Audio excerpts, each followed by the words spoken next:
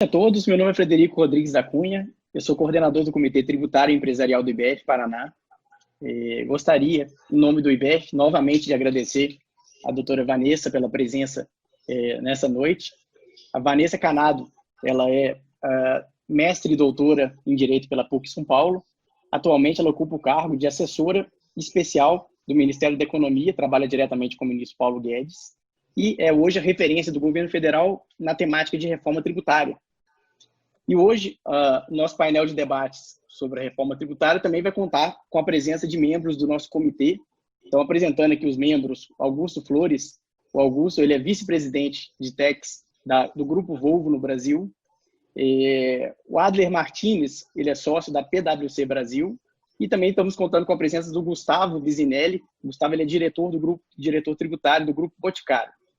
Então, pois bem, nós pensamos aqui em dividir um pouquinho o nosso evento numa exposição inicial da Vanessa e passar depois por um debate junto com os membros do nosso comitê de algumas perguntas que nós pré-selecionamos, tanto dentro do nosso comitê quanto no momento dos associados que se inscreveram no evento.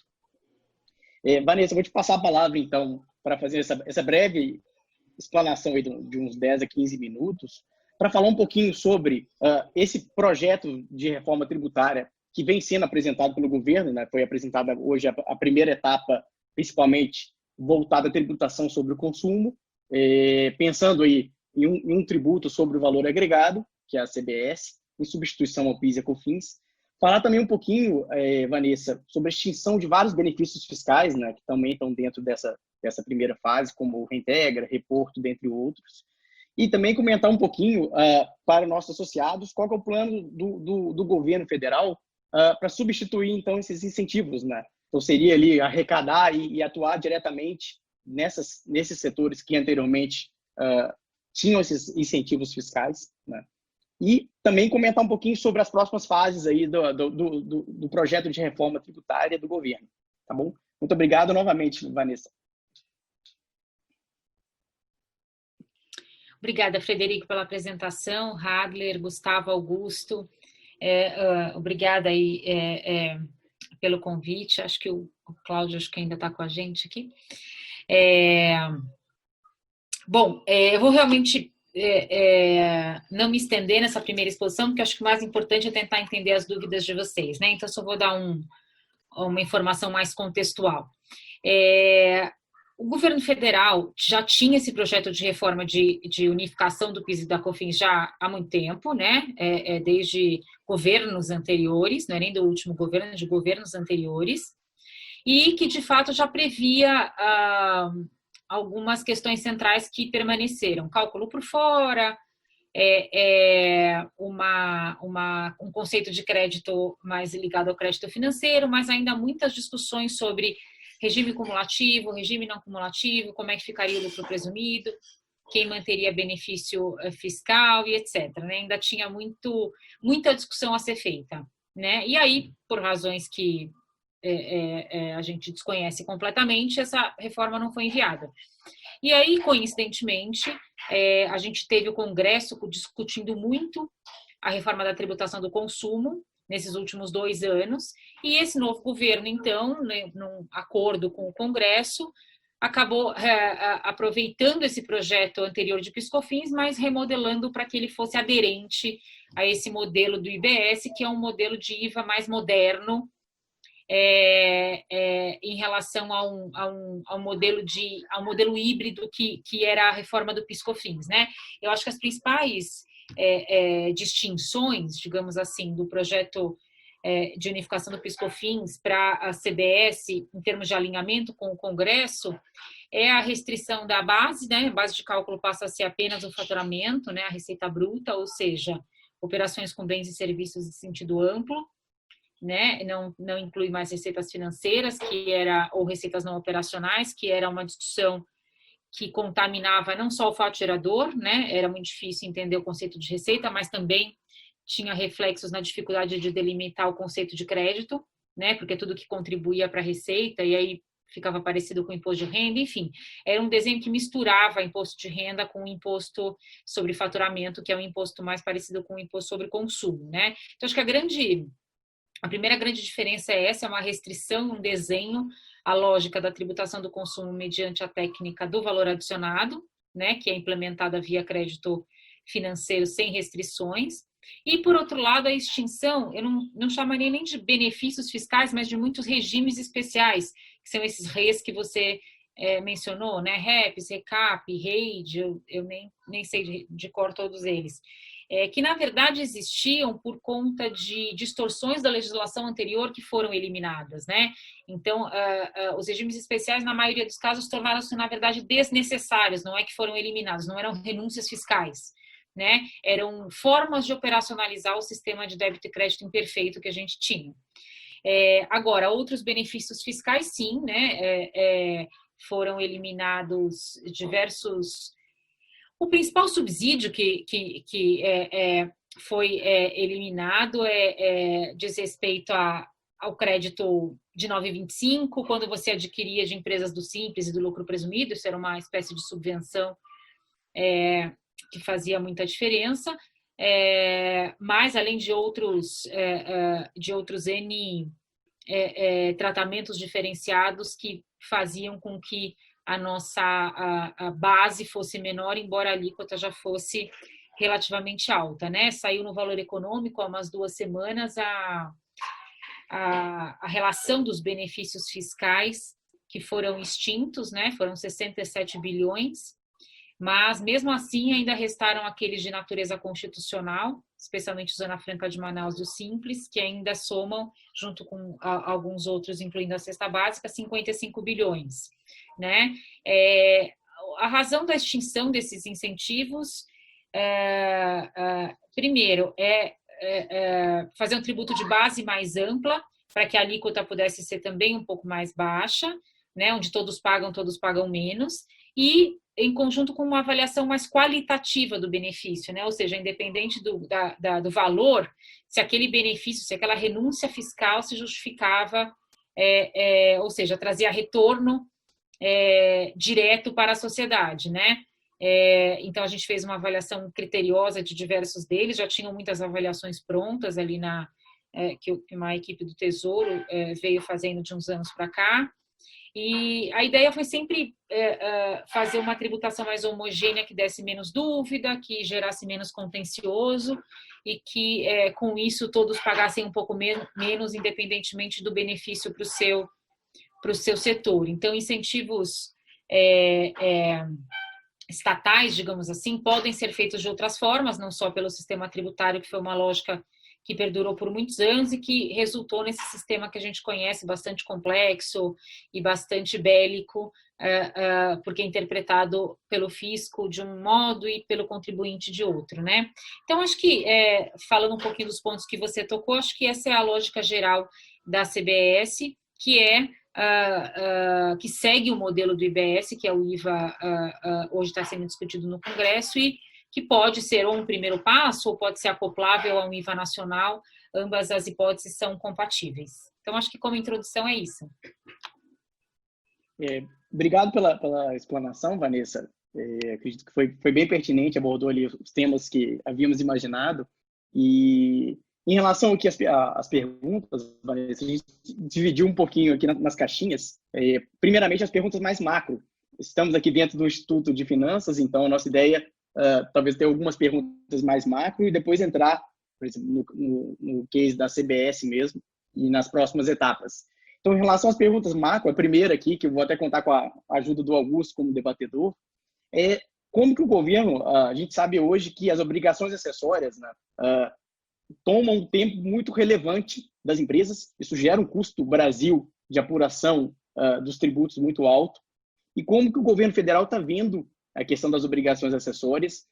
Talvez nessa primeira perna, né, da questão da CBS, essa matéria ficou para ser regulamentada em momento posterior, mas, de fato, o cumprimento dessas obrigações acessórias, hoje tem dezenas de obrigações acessórias a serem cumpridas pelas empresas. Como que o governo está vendo isso? Como que o governo está imaginando trazer uma simplicidade ou reduzir um pouco a burocracia na parte mesmo de apuração, declaração, entrega dessas obrigações acessórias? Se isso vai ficar por um segundo momento, se a Receita Federal já está pensando, junto com o governo federal, em uma simplificação também dessas obrigações acessórias. Frederico, esse é um ponto bastante importante, porque eu acho que a gente ressignificou a ideia de simplificação do sistema tributário ao rever o modelo do PIS/COFINS. Por quê?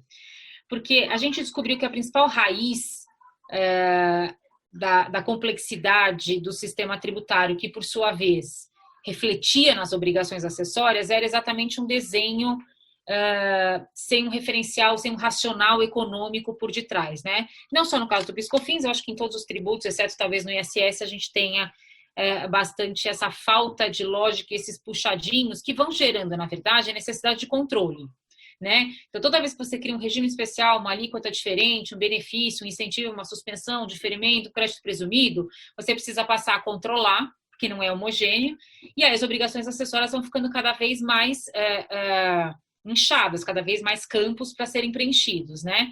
Então, embora haja um trabalho já há bastante tempo de supressão de duplicidades, né, que é um trabalho eminentemente de obrigações acessórias, o que a gente conseguiu com a reforma do PIS/COFINS, na verdade, na instituição da CBS, foi uma redução de 80% dos campos a serem preenchidos no SPED e da nota fiscal eletrônica de 52 para 9 campos. Tudo isso porque foram eliminados os regimes especiais e alguns benefícios fiscais. Então, a simplicidade, ela foi uma consequência natural da simplificação das próprias regras tributárias, né? Então, com um regime homogêneo, uma alíquota uniforme, a prestação de informações para o fisco e o cruzamento de informações também gera muito menos dificuldade para o contribuinte. Então, eu acho que essa agenda de simplificação está diretamente ligada à agenda de desenho do novo sistema tributário nessa reforma. Boa noite, Vanessa. Parabéns pelo trabalho. Eu queria perguntar qual é o contexto nessas 4 fases que estão previstas para implementação total do que se chama de reforma tributária. O que se espera em termos de transição? Se fala muito em transição de 6 meses, de 1 ano, de 5 anos, já se falou em transição de 50 anos no passado, mas nesse sentido da simplificação, quando que o contribuinte pode esperar sentir essa simplificação no tocante às obrigações acessórias? Vocês têm uma ideia disso? Como é que está o plano sobre isso? Augusto, eu acho que essa é uma escolha do contribuinte. É lógico que a gente, quando manda o projeto de lei, tem que mandar com um período. A gente mandou com 6 meses a CBS porque não foram extintos os incentivos fiscais de longo prazo, como Zona Franca, Rota 2030. Então, em princípio, é só uma adaptação de sistemas, apuração, e para um sistema muito mais simples, não para um sistema muito mais complexo, mas é claro que o contribuinte pode entender que precisa de um prazo maior para essa adaptação. Do ponto de vista de governo, faz pouca diferença arrecadar PIS/COFINS mais 6 meses ou mais 1 ano. Eu acho que, na verdade, isso é mais relevante para as empresas. A mesma coisa no IBS do Senado e no IBS da Câmara, né? O IBS do Senado, se não me engano, tem um prazo de 5 anos, mas mantém a Zona Franca de Manaus, né? Então, já é um incentivo fiscal cuja desmobilização é complexa e, obviamente, traz insegurança jurídica e imprevisibilidade, e que no IBS da Câmara dos Deputados não está mantido. Então, tem uma transição maior, que é um prazo médio de maturação de investimentos de longo prazo, como, por exemplo, investimentos em máquinas, equipamentos, indústria, né, investimentos pesados, ou mesmo tecnologia, não precisa ser necessariamente bem corpóreo. Então, acho que a diferença do prazo de transição tem a ver com preservar a rentabilidade de investimentos que foram feitos com base no sistema tributário atual.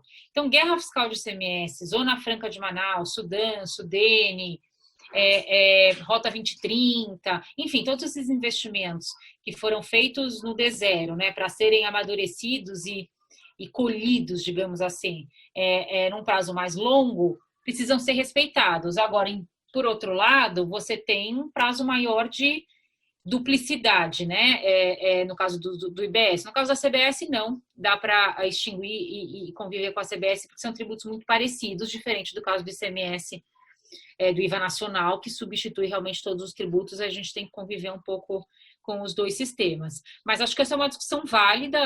Foi engraçado porque todo mundo criticou muito o prazo, os prazos do Congresso, e aí quando a gente mandou de 6 meses, as pessoas reclamaram que era pouco.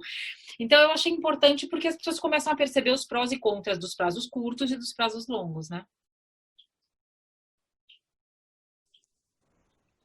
Tá bom, Vanessa, vamos passando aqui para a segunda pergunta. Essa é uma pergunta aí também voltada um pouquinho aí para resultado, né? Você está falando aí num público de executivos de finanças. Então, uma pergunta que sempre vem à tona, né? Principalmente aí do CFOs, etc. Se há algum estudo, por exemplo, do governo federal de qual que é o impacto de uma aprovação de uma reforma tributária nos termos em que está sendo proposta pelo governo e nos termos em que está sendo proposta, por exemplo, nas PECs, que seria uma reforma tributária mais global. Então, pegando tributos também estaduais e municipais. Existe algum estudo desse impacto para fins de crescimento do PIB? E até que ponto, isso talvez aí uma opinião pessoal, né? Até que ponto você acha que a aprovação de uma reforma tributária, depois posteriormente uma reforma administrativa, ele pode auxiliar no crescimento da economia? O estudo de impacto do ponto de vista econômico, de crescimento econômico, foi feito pela Câmara e divulgado faz um pouco mais de tempo, né? Acho que foi o Braulio Borges, do IBRE, que preparou esse impacto econômico decorrente da reforma implementando um IVA nacional, né? E eu não sei realmente os dados de cor, mas a gente na Secretaria de Política Econômica também preparou um estudo de impacto, que inclusive saiu em vários jornais. Quer ver? Eu vou até ver a data aqui.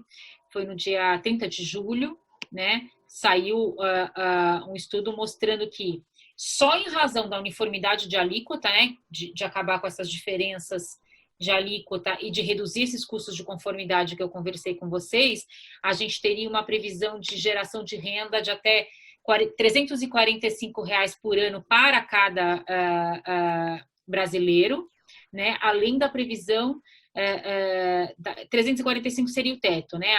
O estudo foi um aumento de renda que variaria entre 173 e 345 reais, e a previsão da criação de até 373 mil vagas novas no mercado de trabalho. E por que isso é possível?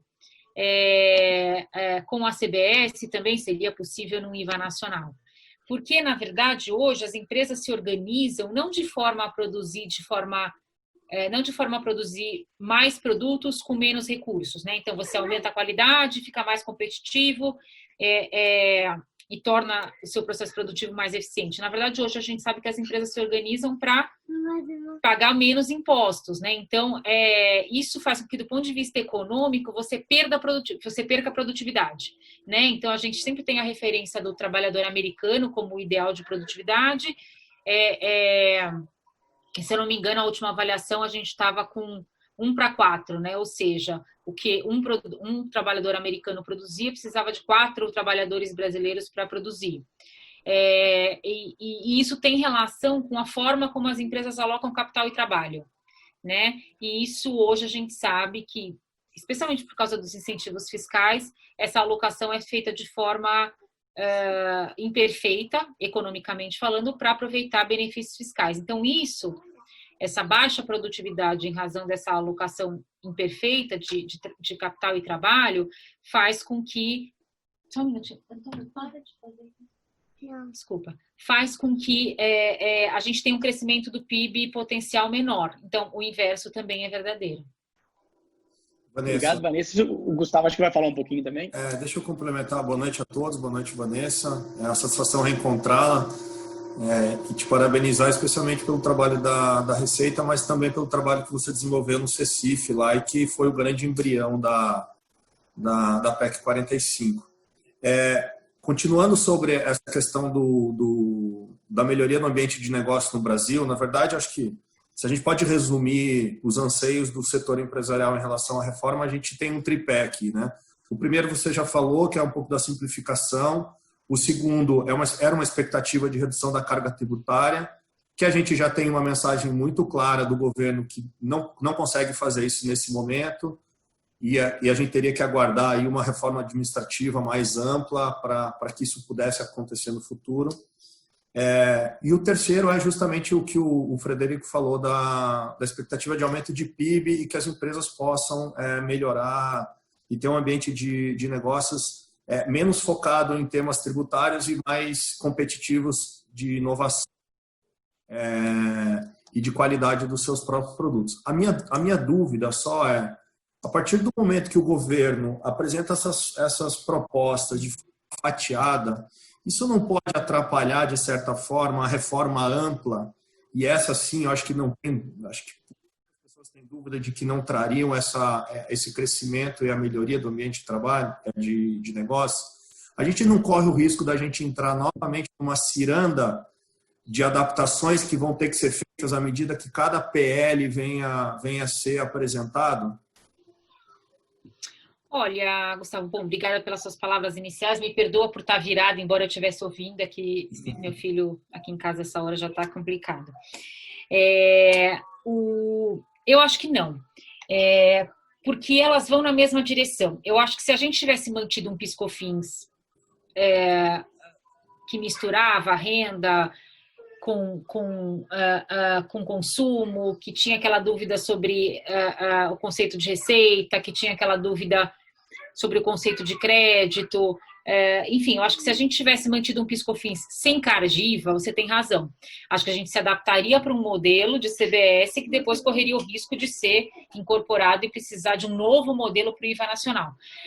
Mas como o modelo da CBS segue toda a lógica econômica do IVA, assim como o IBS, realmente como se fosse um primeiro passo. Então, imagina um primeiro passo em que você tem alíquota uniforme, crédito financeiro, desoneração de investimentos, desoneração de exportações, obviamente cobrança no destino, né? O imposto já é federal, e as mesmas obrigações acessórias, mas de forma muito simplificada, com ainda alguma complexidade que decorre do quê? Da Zona Franca, do Simples, do Agro, do transportador autônomo, para falar dos quatro maiores aí. Então, isso,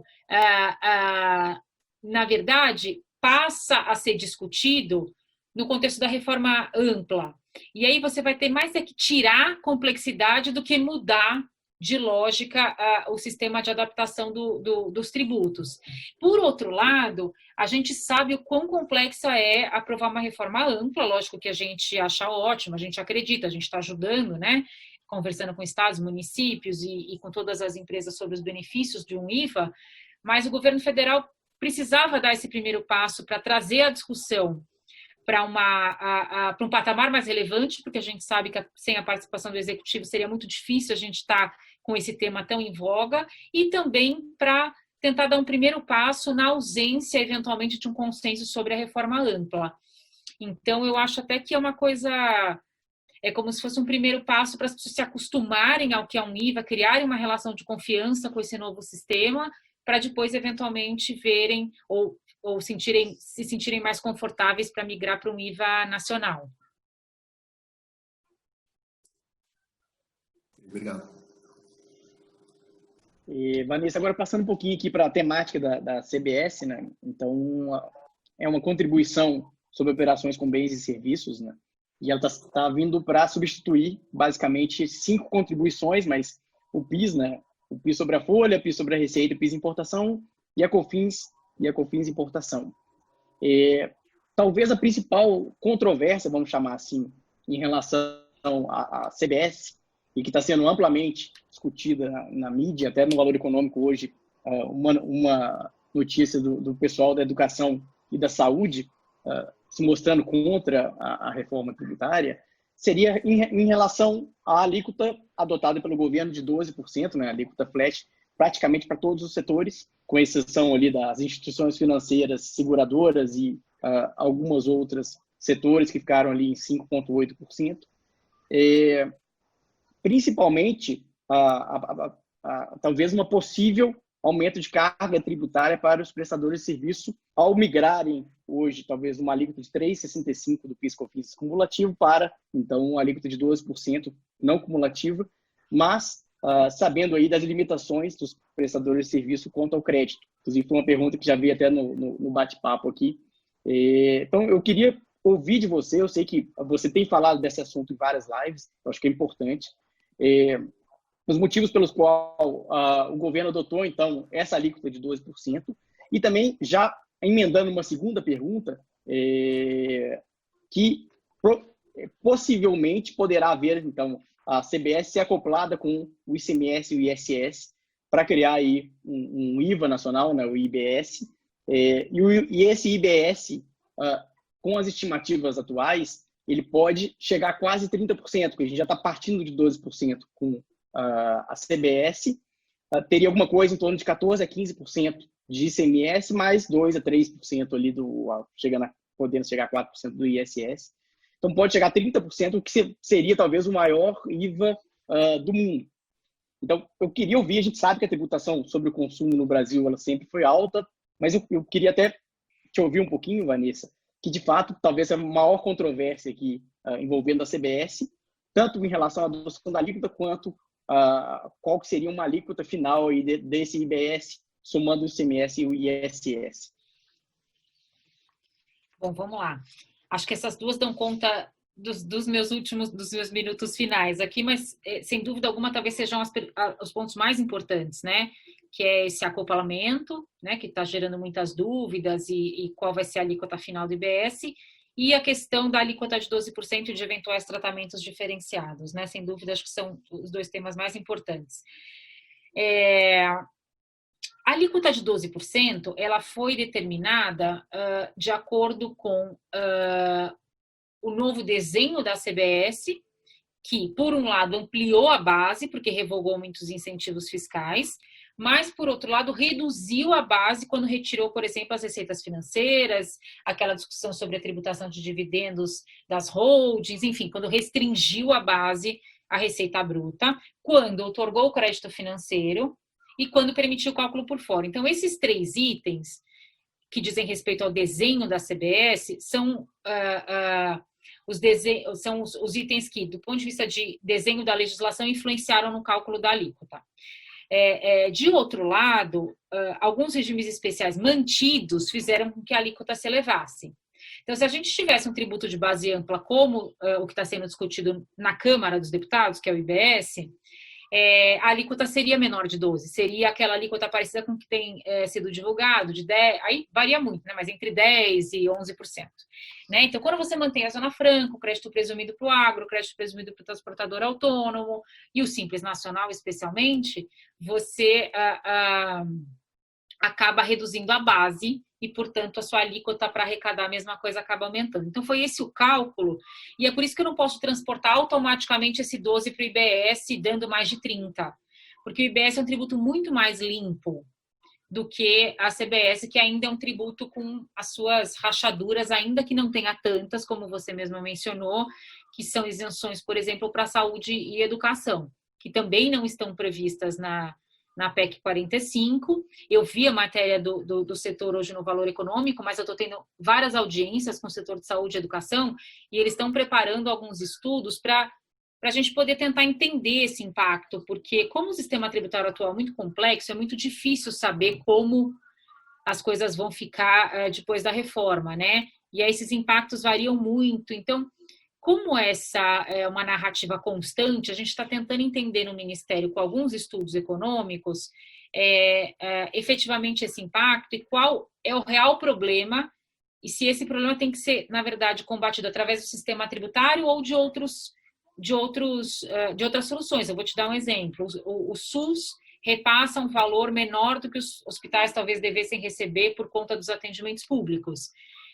Será que faz sentido a gente então fazer renúncia fiscal ou arrecadar o dinheiro e repassar o valor correto, né? O trade-off disso é um sistema mais simples ou um sistema mais complexo, ou alguém pagando mais porque alguém está pagando menos. Então, tem esses prós e contras que a gente está estudando. Então, a gente não está estudando necessariamente quem precisa de um tratamento privilegiado. A gente está estudando com cada setor o impacto, tentando entender a raiz dos problemas e deixando bem claro isso. Um regime especial deixa o sistema mais complexo e uma alíquota menor para alguém é uma alíquota maior para outro alguém, que é o que eu acabei de dizer, o modo como você calcula a alíquota, né? E aí, eu acho que pela primeira vez a gente está discutindo carga tributária de uma forma mais transparente, porque não tem mais agora disfarce, né? É tributo por fora e é crédito financeiro. Então, assim, descobrimos que o Brasil é um estado muito caro. Descobrimos finalmente, com transparência da carga tributária através da alíquota e não de artifícios de base, que o Brasil é um país que tem uma carga tributária alta no consumo, porque tem aí o custeio de várias. Aí são vários assuntos, né, de qualidade e quantidade de gasto público para serem revistos. E aí eu também vi nessa reportagem do Valor Econômico de que vários países adotam tratamento diferenciado para saúde e educação, é verdade, mas é verdade também que não tem nenhuma justificativa técnica, isso é pressão, né, social, claro, porque são 2 itens de consumo quase que obrigatórios, mas que aumentam muito a regressividade do sistema, porque, embora a gente se ache classe média, a verdade é que a renda per capita no Brasil é pouco mais de R$1.000, e a verdade é que quem tem capacidade contributiva no Brasil são as pessoas que consomem planos de saúde, saúde privada e educação privada. Então, embora eu não deixe de concordar com os argumentos de que são serviços essenciais, de que a gente só paga porque a gente não tem um serviço público de qualidade, essa acaba sendo uma perspectiva muito individual e estática do Brasil. O Brasil é um país muito, muito, muito pobre na média, e esse SUS, por exemplo, que a gente tem, que foi uma salvação no coronavírus, é resultado também, em grande parte, da nossa contribuição enquanto cidadãos por meio dos impostos. Então, a gente está fazendo uma discussão aberta, e pode ser que aqui também tenha tratamento diferenciado como tem nos outros países, isso não é um dogma, só acho importante esclarecer o porquê, não, né? E aí, os outros 2 pontos que você colocou, o impacto no setor de serviços. Eu vi também aqui no chat já uma pergunta, e é muito comum a gente fazer a seguinte comparação. A alíquota de 3,65 versus a alíquota de 12 é um aumento exponencial, ainda que eu considere tudo que eu tenho crédito, porque o setor de serviços tem pouco crédito, e ainda que eu considere o cálculo por fora. Primeiro, eu acho que tem uma certa relativização nesse conceito de que o principal insumo é a mão de obra, porque a verdade é que quando a gente procura os itens que dão crédito, a gente ainda está muito vinculado ao sistema anterior, né? Então, não necessariamente é uma boa forma de calcular impacto passar a olhar os itens que dão crédito. É mais fácil olhar o que, na verdade, não tem tributação da CBS pela própria lógica e, portanto, não daria crédito, que não vai se encontrar nenhum outro item além de além de lucros e salários, que é o conceito de valor adicionado do ponto de vista econômico, né? Todo o resto vem pronto. Então, o que uma empresa adiciona de valor, do ponto de vista econômico, é o que os empregados e seus sócios contribuem para a transformação daquele serviço ou daquele produto para o próximo da cadeia. E quando o próximo da cadeia é uma outra empresa, que aí sim é uma visão um pouco mais dinâmica do impacto, você vai ter uma redução de carga tributária para o setor de serviços, porque ele passava 3,65 como custo, né, para o próximo da cadeia, às vezes gerando 9,25, às vezes não gerando nada por causa daquela discussão sobre o conceito de insumo, e agora passa a cobrar um preço líquido de tributo, já que o tributo é integralmente creditável, compensável, ressarcível e etc. Então, no B2B, né, na operação entre pessoas jurídicas, a carga tributária alivia o setor de serviços, passa a ser neutra. E, claro, no B2C, na ponta, pode ser que, a gente não tem a menor ideia de como é que fica a cadeia para trás, mas pode ser que tenha, sim, um ajuste de carga tributária para que todo mundo agora pague igual e não uns paguem mais e outros paguem menos. E essa é uma discussão que é a mesma discussão que a gente está tendo no IBS, que é perfeitamente acoplável ao IVA federal. E como é que ele é acoplável? A CBS já é um tributo federal, então ela não tem o principal entrave federativo, que é a migração do ICMS do ISS para o destino. Porque o grande problema da adesão de estados e municípios é transformar o ICMS num tributo não mais origem e destino, né, nas operações interestaduais, e transformar o ISS em destino, não em origem. O que requer, no caso dos estados, uma nova lógica de desenvolvimento regional, porque o ICMS na origem era o que permitia a guerra fiscal, E, por outro lado, no caso do ISS, é permitir migração de receita dos grandes municípios para os pequenos municípios, né? Então, é isso que dificulta a criação de um IVA nacional. Então, veja que isso está sendo discutido nas PECs, quando eu consigo discutir essa migração para o destino, pelos mecanismos que foram ali idealizados, o acoplamento ao IVA federal é praticamente automático, porque o principal gargalo dos outros dois tributos é o princípio do destino. Aí a questão de alíquota é relativamente irrelevante somar 3 alíquotas ou ter uma alíquota só nacional, enfim, são questões laterais. Então, essa acho que é a lógica de afirmar que é perfeitamente possível o acoplamento. E aí, de novo, acho que essa alíquota não pode ser somada simplesmente como um 12 da parte federal, porque a parte federal ainda tem algumas perdas de base que não teriam no IBS, mas ainda assim a carga tributária é calculada para ser neutra, ou seja, a gente só vai descobrir que a gente paga muito, mas a gente já paga. Vanessa, eu sei que o seu tempo está se esgotando, mas queria fazer uma pergunta, não deixar de fazer uma pergunta. Primeiro, agradecer a oportunidade, agradecer por você ter aceito o nosso convite, parabenizar por essa iniciativa de estar dialogando com a sociedade, com as entidades. Isso é muito importante, para a gente construir um debate construtivo sobre um tema tão importante, tão latente.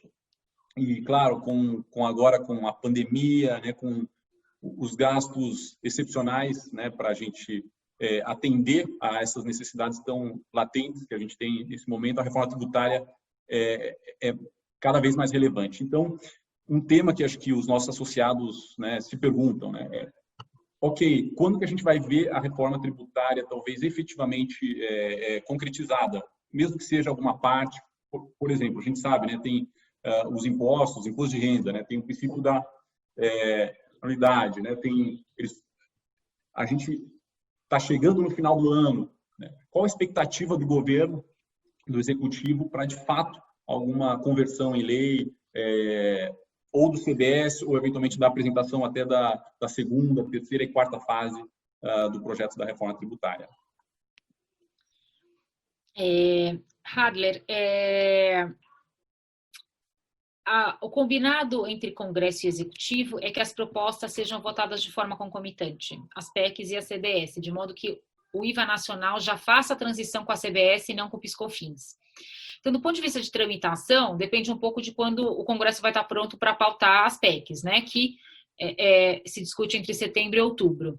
E aí a CBS, portanto, entraria em vigor, em princípio, em março, abril do ano seguinte, e o IBS, na verdade, só em 22 ou 23, dependendo um pouco da regulamentação, da lei complementar ser aprovada e da regulamentação do comitê gestor e etc. Então, assim, CBS antes de 21, acho difícil, acho praticamente impossível, e IBS antes de 22 também.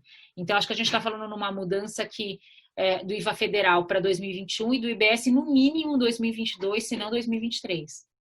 E alguma alteração do imposto de renda para esse ano, talvez? Por enquanto, não, porque me parece que, essa questão do envio é uma questão mais política, uma decisão mais do ministro e do presidente. Mas me parece que a discussão sobre IVA, ela está muito mais madura para ser votada e discutida do que a questão do imposto de renda. Porque há muitos detalhes que, embora nós que trabalhamos com o assunto dentro do governo estejamos atentos, são detalhes que não foram discutidos com a sociedade, como já vinha sendo discutido o modelo de IVA. Então, a gente vai precisar medir essa temperatura com o Congresso para entender se a sociedade está preparada para essa mudança agora, se tem que ser feita uma mudança depois da reforma do consumo. Aí a gente tem uma postura um pouco mais... a gente está avaliando criticamente qual que é o melhor modelo para fazer essa mudança que todo mundo sabe que tem que ser feita, Obrigado. Gente, eu vou pedir desculpas que eu vou ter que sair um pouquinho mais cedo do evento. Eu vi aqui que tem algumas perguntas no chat, até do Rodrigo La Rosa, meu amigo aqui. Não tributa não, Rodrigo, receita equivalência patrimonial e holding. Locação sim, poxa, locação é serviço. Esse negócio de entender serviço como obrigação de fazer não cola mais não. Vou pedir a gentileza de vocês enviarem por e-mail essas perguntas que a gente responde, ou então a gente já incorpora no Perguntas e Respostas, que está disponível no nosso site, e que também tem ajudado a uniformizar as informações. E muito obrigada pelo convite, pela oportunidade. Peço desculpas mais uma vez por ter que sair um pouquinho antes do previsto. Imagina, em nome do IBF, Vanessa, a gente queria agradecer pela presença. Vamos te convidar para as próximas fases da reforma, Combinado. Com certeza. E continue o debate, eu acho que só temos a somar, inclusive pelo nome do evento de hoje. Agora é um momento de convergência. Então temos que sentar a sociedade, Congresso e governo e chegarmos num denominador comum para termos uma reforma tributária aí, trazendo justiça, transparência, simplificando a forma de calcular e recolher tributos. Parabéns pelo trabalho e obrigado novamente. Muito obrigada, Frederico, Hadler, Gustavo e Augusto e ao IBF como um todo pelo convite. Contem comigo e me mandem as perguntas pelo e-mail do Ministério que a gente cuida de responder. Muito obrigada, Obrigado, gente. Uma boa noite tchau. para vocês. Tchau. Boa noite, Vanessa. Pessoal, então, prosseguindo aqui no evento, a nossa ideia é seguir até dentro do horário, que é até próximo aí das 8 horas, e tínhamos pensado em algumas outras perguntas que aí podemos aqui discutir entre nossos debatedores. Alguma delas, a Vanessa acabou já entrando um pouquinho, mas não sei, Adler, se você tem mais alguma colocação. Tem muitas perguntas aqui no chat em relação ao setor de prestação de serviço. Talvez comentar um pouquinho aí dessas demandas. Parece que o governo, de fato, a ideia é trazer o mínimo de exceções possíveis, adotar, de fato, a alíquota de 12% para a maioria dos serviços, mas isso vai gerar um impacto indiscutível, principalmente para esse setor da prestação de serviço, que presta serviço direto para a pessoa física, para o consumidor final, né? Como que você está enxergando isso, Adler? E o que o governo poderia fazer para evitar esse tipo de situação? Obrigado, Frederico. De fato, né, ao fidelizar o IVA nacional através do CBS, né, a expectativa era, de fato, uma unificação da alíquota, mas existem setores que podem ser impactados, né, por um aumento da carga tributária. E talvez o serviço é um que a gente está avaliando, entendendo que pode ser bastante impactado, né? Especialmente, por exemplo, alguns setores como educação e hospitais, né? Educação, né? Até no momento onde as próprias escolas, né? Escolas, faculdades estão sentindo muito, né? O efeito da crise. A gente viu uma migração, né? Ou está vendo, né? Uma migração de escolas particulares para públicas. Num eventual aumento da carga tributária, isso pode ainda pesar mais para o bolso, né? Do consumidor final. Então, é um aspecto sensível a serviço. E acho que para os associados, né, entenderem, né, qual é o grande motivo e preocupação, né, com relação ao setor de serviços. O setor de serviços, de maneira geral, né, ele usa o seu insumo principal é a mão de obra, né, é a folha, basicamente. Claro, hoje em dia, com, né, a evolução dos serviços, a gente sabe que tem serviços digitais, que aí entram outros componentes para a caracterização do insumo. Mas quando a gente pensa numa prestação de serviço padrão, basicamente a fase anterior seria a mão de obra. E ela, de um empregado, por exemplo, não possibilitaria a tomada de crédito. Até isso gera uma discussão interessante e até uma preocupação com relação a, por exemplo, a pejotização, né? Na medida em que a legislação permite, do CBS, permite a tomada de crédito num prestador de serviço de uma cadeia anterior, talvez faça mais sentido do ponto de vista tributário uma empresa subcontratar, né, eventualmente um prestador de serviço, uma pessoa jurídica, que a gente sabe que já existe, né, por fins em razão fiscais, previdenciários, e talvez isso pode ainda incentivar ainda mais, né? Ao invés de eu contratar um funcionário, um empregado, eu contrato um PJ, e o PJ eu consigo me creditar a 12%. Pessoa física, o empregado, eu não conseguiria acreditar. Então, esse é um aspecto muito importante e acho que tem que ser avaliado, né? Tem que ser avaliado realmente o aumento da carga tributária no serviço. E um outro componente, Frederico, que eu acho que é interessante a gente lembrar, né, ligado ao setor de serviço, mais financeiro, né, é uma discussão com relação à tributação, né, sobre a receita bruta das instituições financeiras. A gente sabe que hoje, né, dentro do PIS da COFINS cumulativo, as instituições financeiras são tributadas a 4,65.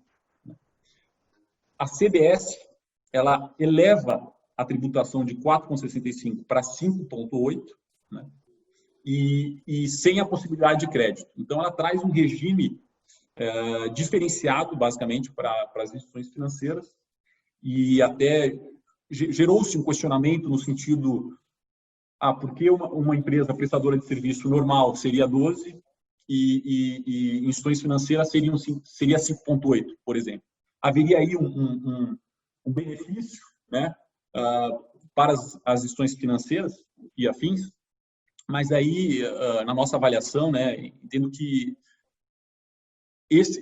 essa tributação para bancos, instituições financeiras, ela talvez não seria nem um IVA como a gente conhece, né? Porque não possibilita a tomada de crédito, né? Então, se a gente, fazendo alguns cálculos, a gente chega numa tributação muito semelhante a 12%. Então, essa crítica com relação à diferença, né, de tratamento entre um setor e o outro é válida, mas tem aí alguns argumentos justificativos a se colocar. E um último tema que acho que é importante a gente colocar, e até eu vi que alguns fizeram esse questionamento, é com relação ao cálculo, né, Frederico? A gente, e Gustavo, Augusto, né? A nossa expectativa, em algum momento, é que esses cálculos sejam mostrados, né, à sociedade, né? Na medida em que, por exemplo, né, esse projeto da reforma prevê 12%, mas como que o Ministério da Economia, né, chegou nesse número de 12%, né, e entende que não haveria um aumento de carga tributária de uma maneira ampla? Como se chegou a esses cálculos, né? Então, acho que para um debate mais construtivo seria interessante, seria importante a gente ter acesso a esses números, até para a gente conseguir, de fato, ter maior segurança se essa reforma tributária, essa primeira fase, né, que tem fatores e aspectos muito positivos com relação à simplificação, redução do contencioso tributário, só que a questão da carga tributária, de um aumento da carga tributária, num momento tão delicado que a gente vive, né, em que as empresas estão em momentos difíceis, momentos financeiros complicados, será que vai ter um aumento de carga tributária? Aí pode ser realmente uma notícia muito ruim para as empresas em geral, e é para a gente refletir também. Isso. Se eu puder te complementar, Adler, e até respondendo aí o nosso colega Fábio Grillo, que fez essa pergunta, apesar da Vanessa ter comentado, a única coisa que o governo disponibilizou até o momento foi um documento onde ela informa quais foram as fórmulas estatísticas e matemáticas para se chegar na conta, né? Eu até brinco com o meu pessoal, e a gente brinca aqui entre nós, que é praticamente um documento da NASA, para você conseguir tentar descobrir o que está por trás disso. Então, a minha pergunta foi justamente nesse sentido, porque quando o Bernard Api apresentou a proposta da PEC 45, ele se respaldava em alguns estudos econômicos e que garantia, inclusive, um crescimento de PIB de 1,1 ao ano e que cresceria até 10% no prazo de 10 anos. A proposta do governo, como ela veio, e aqui eu acredito que a gente vai ficar discutindo bastante sobre um tema que eu confesso que acho que tem poucas chances de avançar. Não sou tão otimista quanto a própria Vanessa de que a CBS entraria a partir de março do ano que vem. Eu acho que tem um cenário político por trás disso que vai dificultar bastante. Mas o governo, em momento algum, colocou ou apresenta qualquer cálculo para respaldar, seja a alíquota de 12, seja a manutenção, as alíquotas dos produtos monofásicos, que também foram redefinidas, Do ponto de vista bem prático, que a gente vê até hoje assim, qualquer desoneração tem que ter uma proposta de oneração para manter a arrecadação.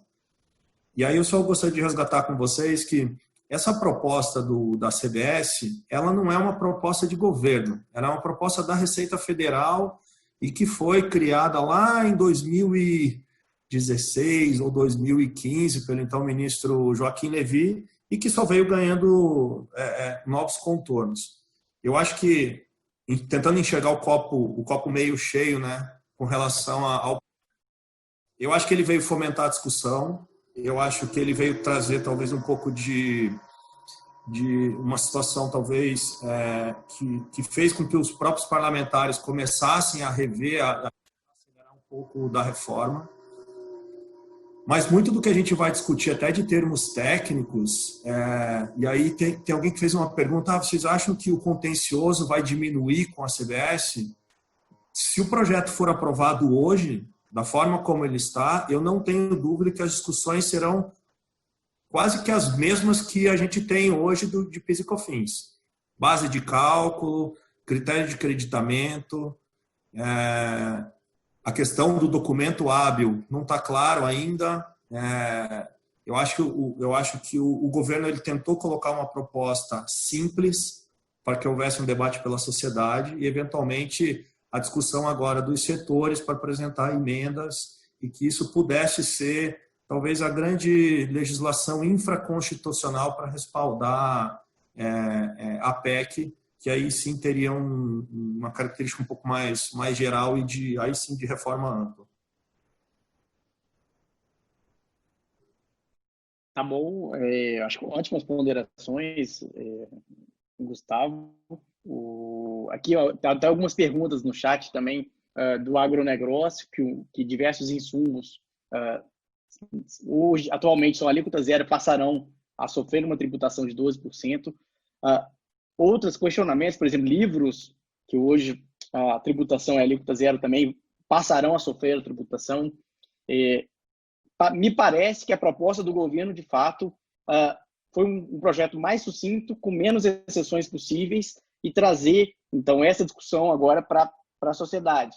Então, é um momento dos setores, né, se organizarem, debaterem. A gente falamos um pouquinho de educação, falamos de saúde, agora estamos falando do agronegócio. Mas me parece que a ideia do governo, inclusive foi essa pergunta que eu fiz para a Vanessa, seria tentar reduzir ao máximo, né, esses incentivos setoriais e passar, talvez, a adotar, com base na arrecadação, uma atuação efetiva do governo em prol desses setores.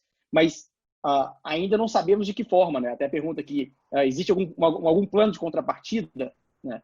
Qual vai ser a contrapartida do governo para auxiliar, por exemplo, o setor de educação, o setor de saúde, agronegócio? Não temos ainda essa resposta. Então, precisaremos ainda de um amadurecimento tanto do projeto quanto do próprio governo para sinalizar os próximos passos da reforma. Fala em desoneração da folha para auxiliar os prestadores de serviço, mas ainda não foi apresentado o projeto. Então, não sabemos como vem, se vem para todos os setores, determinados setores, de que forma isso vai vir. Então, de fato, temos hoje de concreto a reforma apenas do consumo, né? E aguardando ainda os próximos passos. E eu queria até aproveitar para tocar em dois assuntos também, que chegaríamos com a Vanessa, mas infelizmente ela não pôde estar agora com a gente. A questão, primeiro, do imposto de renda da CSL. Então, seria um dos próximos passos do governo. Ela até comentou que dependeria um pouquinho agora do ministro da Economia, do presidente, querer se prosseguir com os próximos passos. Mas, perguntando até um pouquinho para o Augusto, temos visto que países hoje da OCDE, o Brasil pleiteando uma vaga, tem uma tributação sobre o lucro de algo próximo a 21%, que o Brasil hoje está, somando as alíquotas do ISS, em 34%. Então, estamos aí quase 13% de diferença para os demais países envolvidos e membros da OCDE.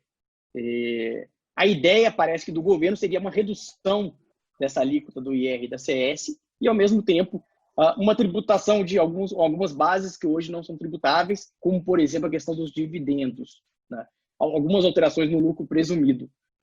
Augusto, como você tem visto isso? O Augusto, numa empresa multinacional, está acostumado aí a ver seus colegas de outros países, né, membros da OCDE, sujeitos a uma tributação distinta da nossa, né? Como você tem visto esse movimento do governo?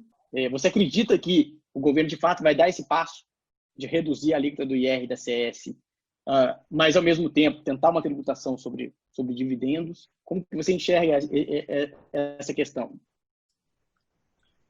Olha, Frederico, essa é uma questão urgente de se discutir, porque ingressar no OCDE significa ter no escopo muito de simplificação, né? Quando a gente começa a enxergar esse tipo de discussão que a gente estava vendo agora há pouco, que eu acho que é legítima, setorial, falávamos aqui do agronegócio, falávamos de educação, num dado momento falamos de automotivo, aqui eu vi no meio das perguntas.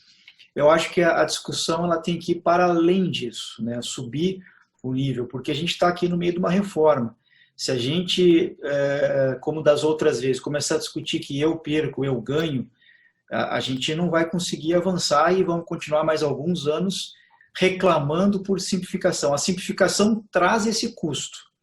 Esse, para mim, é o grande ponto. Existem questões que chamam a atenção na CBS, antes de te responder a pergunta do dividendo, que é a questão prazos de ressarcimento. Eu acho que seria muito bom a gente ter isso de uma maneira clara. A gente está falando de uma legislação que é infraconstitucional, seria importante a gente ter ali e não ficar dependendo de mandado de segurança depois de um ano e etc., coisa que a gente já sofre há anos. Uma outra situação que compromete multinacionais, o artigo 61, a questão dos royalties, tributação dos royalties. A gente está falando, em grande medida, de importação de direitos, de licenças, muitas vezes de know-how, e que não se paga hoje PIS e COFINS. Pagaremos CBS de 12%? São centenas de bilhões de dólares por ano que se remete de royalties. Por quê? Porque simplesmente toda a inteligência, a engenharia está lá fora. Então isso vai custar muito para a gente aqui, nós vamos perder competitividade com isso. A questão do imposto de renda, eu vejo que ela está inserida num contexto de trade-off.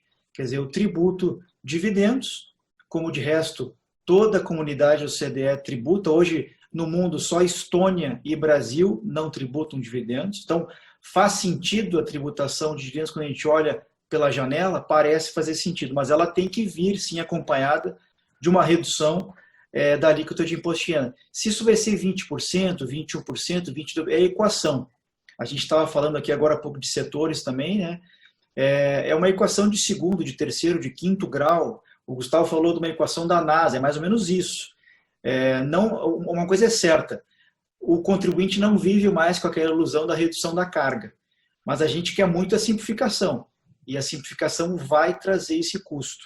Eu topo essa questão de pagar um pouquinho mais, mas ter a simplificação, não gastar mais 2.000 horas por ano para pagar imposto. Quem sabe gastar 500 horas, quem sabe gastar 800 horas aqui do lado, Bolívia, Venezuela, imagine, eles gastam na casa de 800, 900 horas, não vou nem falar do Chile, que é um modelo, mas eu tenho certeza que, majoritariamente, os contribuintes gostariam muito de poder pagar um pouquinho mais, mas ter de volta essa simplificação tão desejada. Augusto, só complementando também os teus argumentos super interessantes, eu acho que é interessante a gente ver, né, a reforma do imposto de renda, né, especialmente o imposto de renda corporativo, né, é algo, na minha avaliação, é inevitável. Né, em algum momento vai acontecer. Vai acontecer porque o Brasil, né, diante de um cenário de competição global, após a reforma, né, tributária americana, né, do imposto de renda corporativo americano, em que eles foram, de maneira geral, de 35%, né, para uma alíquota de 21%, né, federal, né, lembrando que lá tem imposto de renda estadual, eventualmente até municipal. E o Canton Tax, né? Isso forçou, né, a redução do imposto da alíquota do imposto de renda corporativo para vários países. Então, a gente viu na sequência redução na França, própria Argentina e alguns países, né, europeus, e o Brasil agora ficou isolado, com 34% de imposto de renda corporativo. Então, na minha avaliação, assim, a questão não é se vai acontecer, né? É questão de quando que a gente vai ter essa alteração. Agora, claro, né, não sejamos inocentes, né, no sentido, na medida em que há uma redução da carga tributária corporativa, do imposto de renda corporativo, naturalmente haverá talvez uma tributação dos dividendos, muito provável, pelo fato até que o Augusto comentou, né, Brasil e Estônia, né?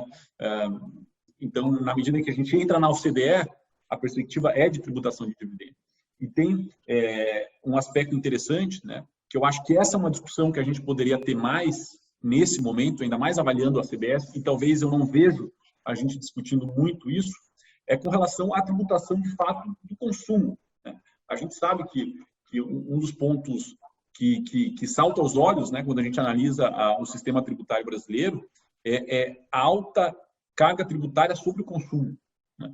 E até a própria OCDE tem estudos, né, que diz que a tributação sobre o consumo, hoje, atualmente, o Brasil arrecada 50% do que arrecada é sobre o consumo, né? A média na OCDE por volta de 38%.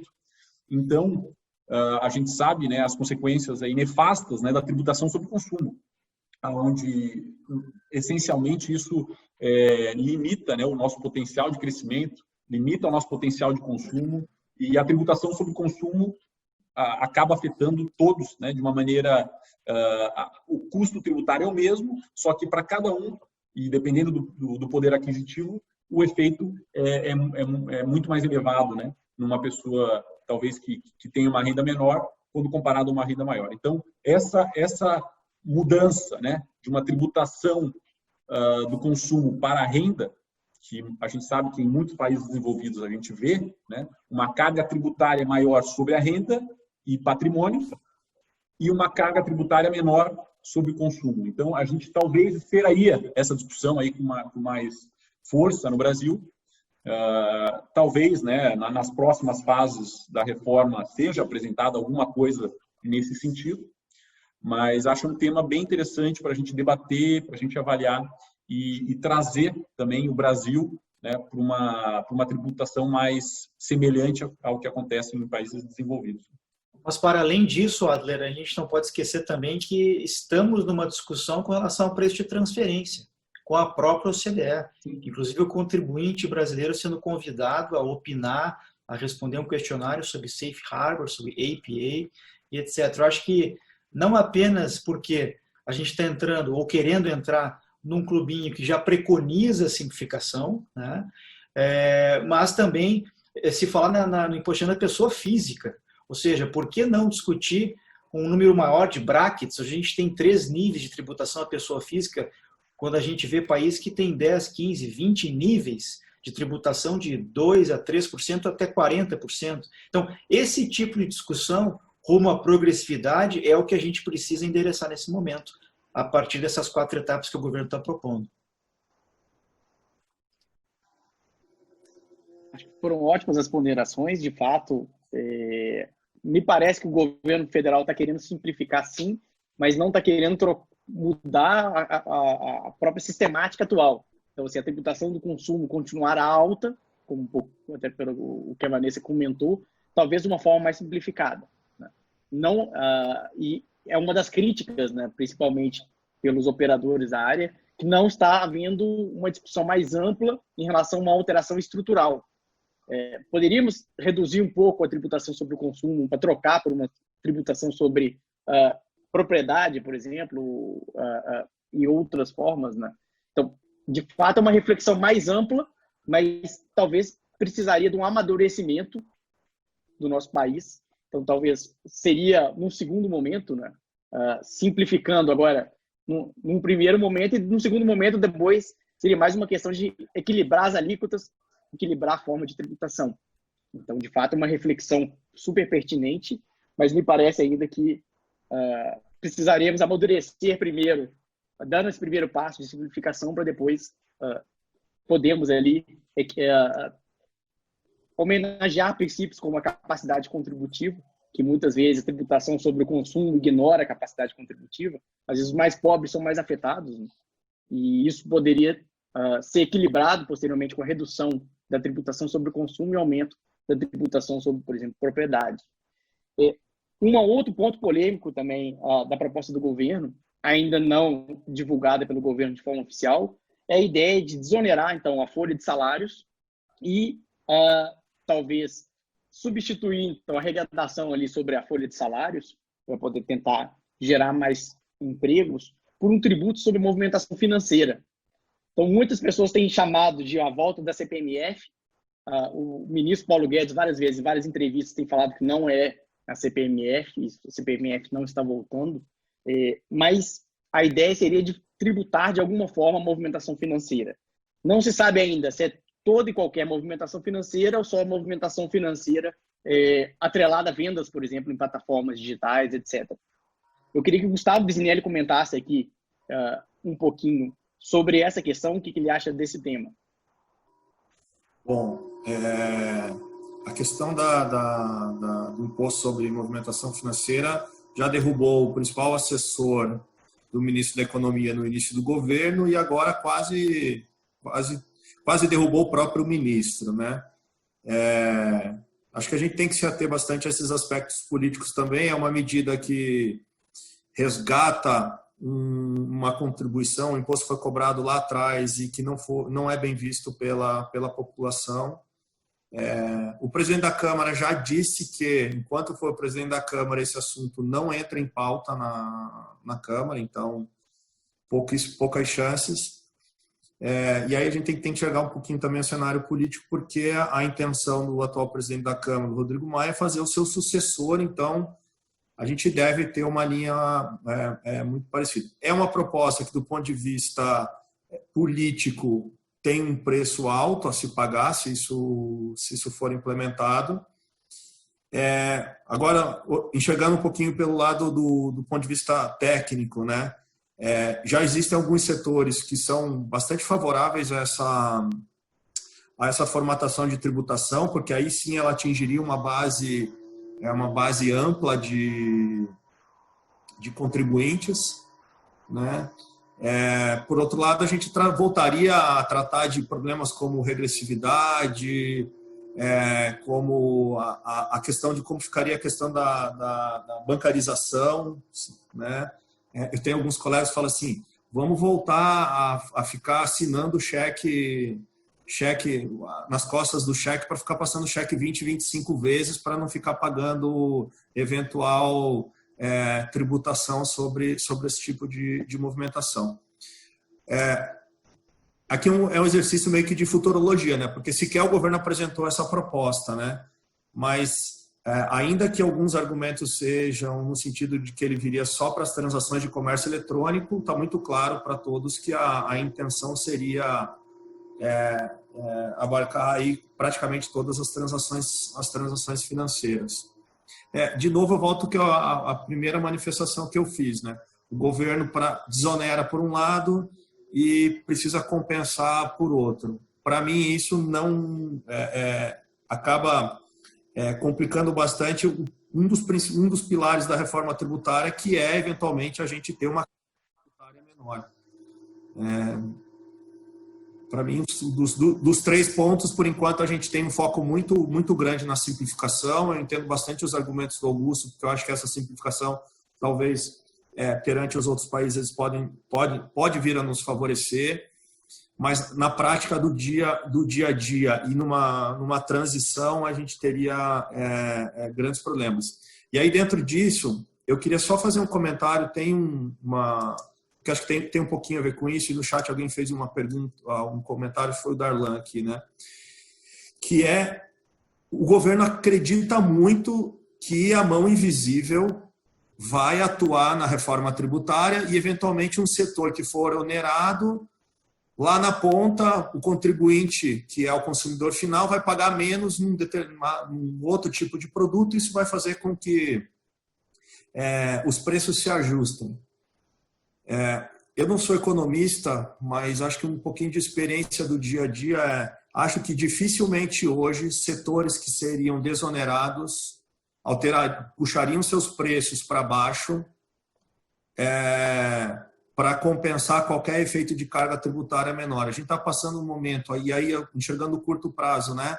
O momento onde as empresas estão sangrando, A grande discussão que a gente tem nas companhias hoje é a gente precisa de caixa, porque a gente está com problema de caixa em razão da pandemia. O comércio como um todo teve, ainda que venha se recuperando aí nos últimos meses, mas tomou uma pancada muito forte nos meses de março e abril.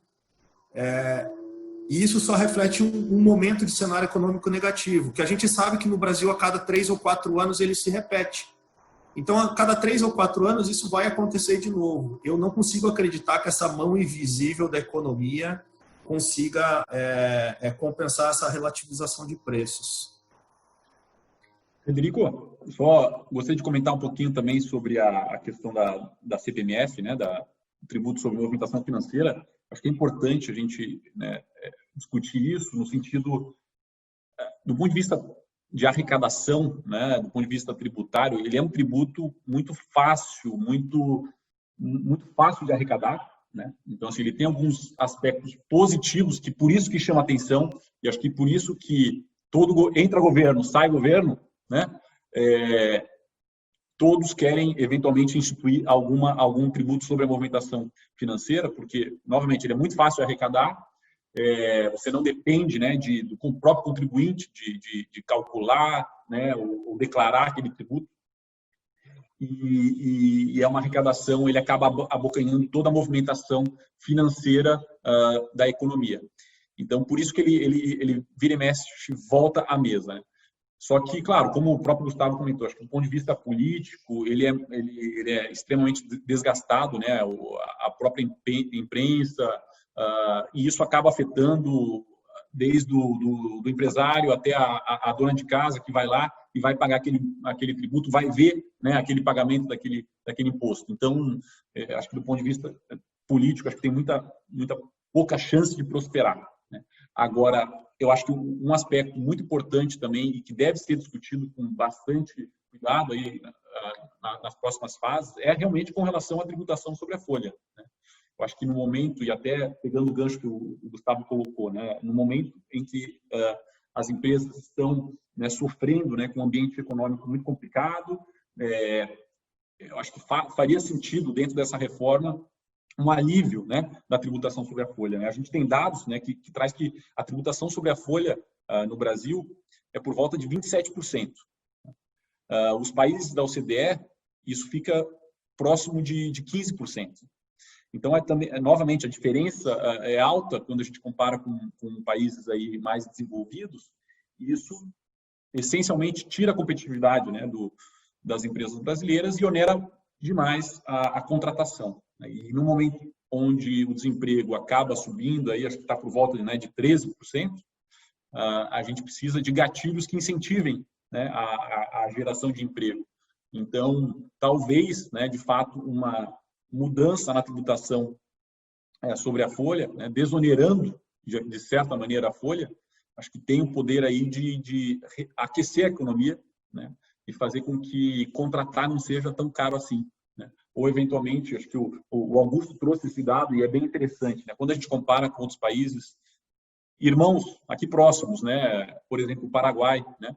Paraguai, e até nesse estudo que anualmente a própria PwC, junto com o Banco Mundial, faz, o Paraguai uma empresa média no Paraguai incorre em 300 horas para pagar os seus tributos, né? A título comparativo, o Brasil, no ano passado, foi 1.500 e poucas horas, no ano retrasado eram quase 2.000. Então, num país vizinho como o Paraguai, 4 vezes, as empresas incorrem 4 vezes menos horas do que no Brasil. Então, isso acaba, né, impactando a nossa competitividade e, naturalmente, né, algumas empresas acabam mudando, né, os seus, abrindo talvez fábricas e operações em países como o Paraguai, em razão da carga tributária. Acho que é isso para a gente ponderar aí nesse momento tão importante, né? Só para complementar essa questão do custo, eu acho que está mais do que na hora da gente estratificar isso entre o que realmente é o compliance e o que é realmente o contencioso, né? Porque a incerteza, a insegurança jurídica que a gente vive hoje na interpretação das normas, né, ela é tão grande que trabalhar na área tributária no Brasil, o passado ele é mais incerto que o futuro. É isso que a gente vive no nosso dia a dia, né? A gente não tem certeza se daqui a 2 anos, 3 anos, 5 anos, o nosso contencioso vai estar maior, vai estar menor, vai estar... Então, esse é um ponto que a simplificação precisa endereçar. E um outro ponto, que é o ponto da transparência. Ano passado eu estava na Holanda estudando e lá, por exemplo, tive contato com professores de direito tributário. O que se discute lá, e aí a gente traz uma perspectiva aqui de reforma, o mundo já resolveu a problemática de VAT. Nós estamos atrasados 50 anos. Na Holanda, o que se discute hoje, por exemplo, é você zerar o imposto de renda da pessoa jurídica e tributar só a pessoa física, justamente em benefício da transparência, da cidadania. Então, isso não dá para pensar isso no Brasil hoje, né? A gente não chegou nesse nível, obviamente. Mas só para a gente ter uma ideia em perspectiva de quão atrasado a gente está. Essa reforma, essa discussão que a gente está tendo hoje, ela é uma discussão que deveria ter acontecido nos anos 80. Enfim, estamos atrasados, vamos para frente, acho que tem que discutir isso aí e endereçar de uma vez por todas essa problemática do VAT. Bom, agradecer aí ao Adler, agradecer ao Augusto, ao Gustavo, ótimas colocações. Tínhamos mais alguns pontos aqui para poder debater, acho que talvez só mencioná-los, que são pontos que estão sendo sim, discutidos em vários fóruns, várias webinários, etc. Principalmente, o Conselho Federal do OAB também apresentou algumas proposições para alterações no projeto apresentado pelo governo federal. Uma delas já foi comentada aqui, que é a questão de colocar um prazo para que o saldo credor da CBS seja efetivamente restituído. Hoje a gente sabe que, salvo com o ingresso do mandato de segurança, dificilmente o governo paga, dentro dos 360 dias, a devolução de saldo credor, por exemplo, de IPI e PIS/COFINS, etc. Então, seria pertinente já trazer um prazo que foi sugerido pela OAB como 30 dias, 30, 60 dias ali para poder fazer esse ressarcimento a partir do momento que há o protocolo do pedido após o fechamento do trimestre.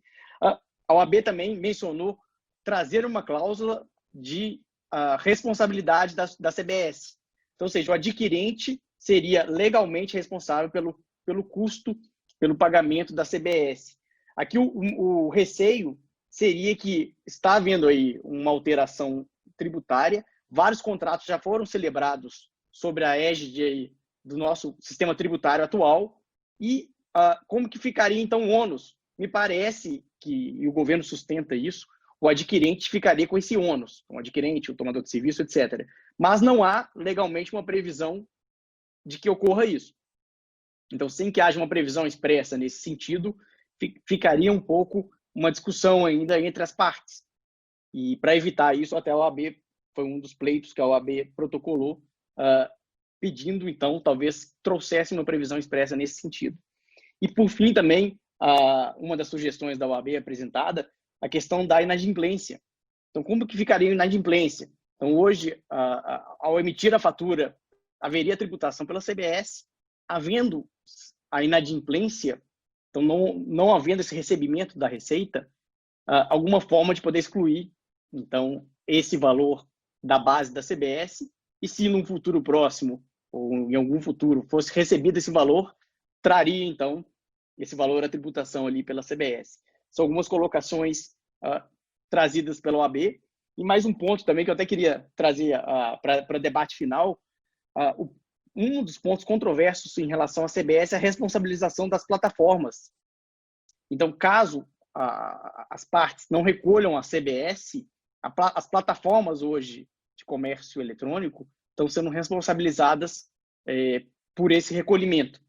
Então, há uma dúvida sobre a validade e legalidade de responsabilizar, né, as plataformas. Ficou o texto até um pouco dúbio para falar se ali a plataforma seria contribuinte ou só um responsável tributário, responsável solidário. E uma outra dúvida, se a plataforma faz o pagamento, como que ela vai se ressarcir desse valor junto ao adquirente do produto, né? O governo me parece que não trouxe nenhuma solução para isso. Eu até queria passar a palavra para os meus colegas, se alguém chegou a analisar a questão das plataformas também. eu posso falar um pouquinho sobre isso, mas Claro. sobre o contexto dessa iniciativa, e talvez aí eu deixe para o Adri falar um pouco mais dos aspectos técnicos. Talvez seja uma das primeiras iniciativas que o governo tenha feito para diminuir o efeito criação de mini paraguaizinhos para vender produtos contrabandeados dentro do país. A gente sabe que boa parte dessas plataformas não tem nenhum tipo de controle e acabam sendo concorrentes do varejo. Aqui eu me coloco na posição de empresa de varejo, acabam colocando boa parte de seus produtos sem origem e muitas vezes com origem em produtos que vieram ou por descaminho ou que tem outra natureza ilegal. Acho que é uma boa iniciativa, mas a forma talvez que foi feita talvez não seja a melhor, porque acaba também, de certa forma, complicando um pouquinho a nossa vida, e especialmente aquelas plataformas que são um pouco mais sérias e que já vem trabalhando em um formato um pouco diferente vão sofrer um pouco mais em relação a isso. Acredito que esse tema ainda a gente está vivendo aí uma transformação digital muito forte e esse tema ainda vai ganhar vários outros contornos. Acho que é bom como talvez a primeira discussão sobre esse tema, mas talvez a redação que veio ela ainda tem vários aspectos a serem melhorados.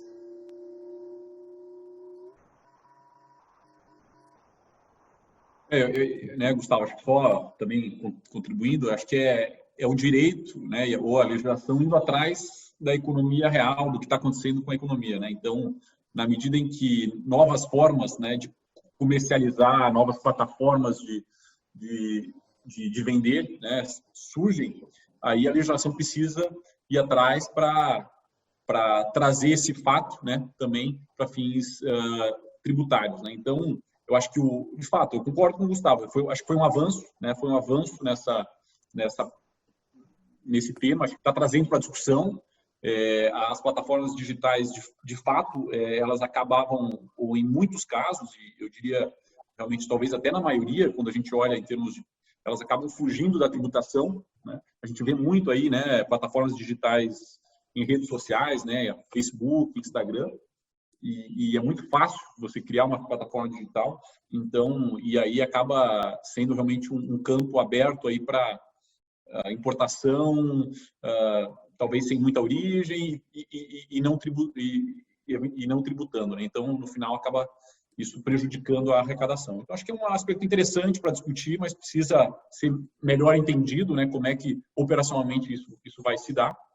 Mas acho que a tendência e a reforma tributária, em algum momento, ela vai realmente trazer a tributação mais efetiva sobre as plataformas digitais. Tá bom, pessoal. Até estouramos aí o nosso tempo.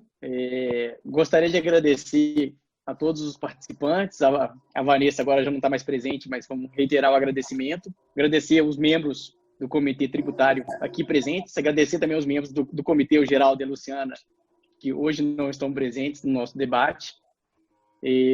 Convidar a todos, quem não for associado, a se associar ao IBEF. As discussões são sempre em alto nível e vamos sim replicar esse evento à medida que a reforma tributária for avançando. Acho que o debate é muito válido e pedir a todos para poder avaliarem o evento com o formulário que vai ser mandado a todos os participantes. Eu agradeço pela presença e desejo uma boa noite e um bom final de semana a todos. Tchau, tchau. Boa noite. Obrigado. Tchau, tchau. Boa noite, pessoal. Boa noite.